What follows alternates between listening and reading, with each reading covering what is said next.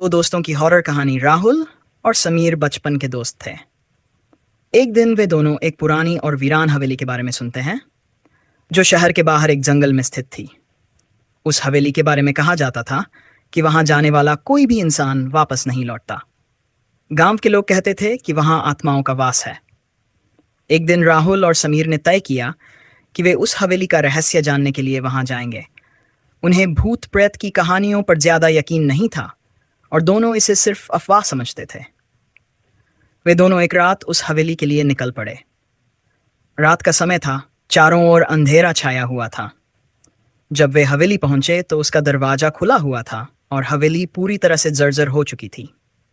वे अंदर घुसे और देखा कि वहां चारों ओर धूल थी, दीवारों पर पुरानी पेंटिंग्स लगी थीं और फर्नीचर बिखरा हुआ था। जैसे ही वे आगे बढ़े, हवेली के अंदर अचानक ठंडी हवा का झोंका आया और दरवाजा जोर से बंद हो गया। दोनों दोस्तों ने एक दूसरे की ओर देखा, लेकिन अब तक कोई डर नहीं था।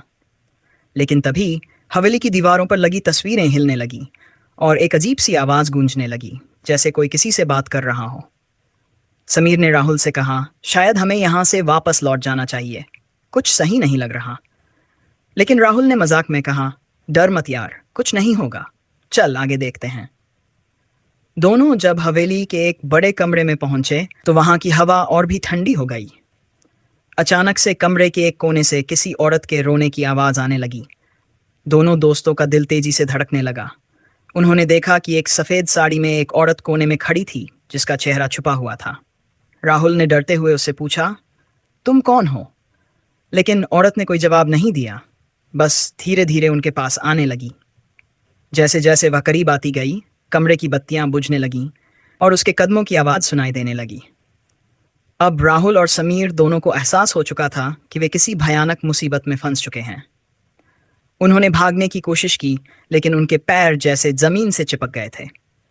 औरत अब बिल्कुल उनके सामने थी और जैसे ही उसने अपना चेहरा उठाया, दोनों की चीख निकल गई। उसका चेहरा विकृत और डरावना था, जैसे कोई मौत का प्रतीक। राहुल और समीर ने पूरी ताकत लगाकर वहां से भागने की कोशिश की, लेकिन हवेली का दरवाजा फिर से बंद हो चुका था। अंत में वे दोनों बेहोश हो गए और जब सुबह की पहली किरण पड़ी तो गांव वालों ने उन्हें हवेली के बाहर बेसुध हालत में पाया। कहते हैं कि उसके बाद राहुल और समीर ने कभी उस रात के बारे में बात नहीं की। दोनों दोस्तों की आंखों में हमेशा के लिए डर की परछाई रह गई थी।